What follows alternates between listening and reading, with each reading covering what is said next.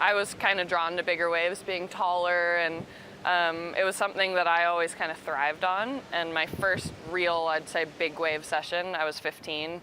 My mentor at the time took me out on my first time ever on a 9-foot gun to an outer reef. It took 20 minutes to paddle out there, and I was terrified.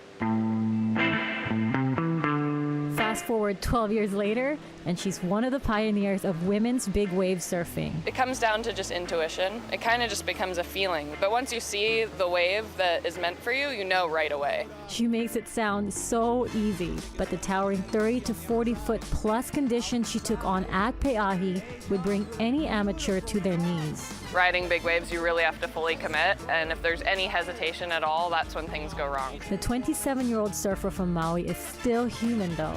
She finds that her biggest challenge isn't in the water, but in her head. For me, overcoming fear is the most gratifying experience out of riding waves or having these highs and lows. The overcoming something that is really scary, you feel really empowered. Mastering the shores of Ho'okipa from the age of 9 and experiencing her first big wave session at the age of 15, there isn't a swell a guy could take on that she would ever shy away from. Women are a little bit more methodical in the way that they approach waves and the waves that they choose.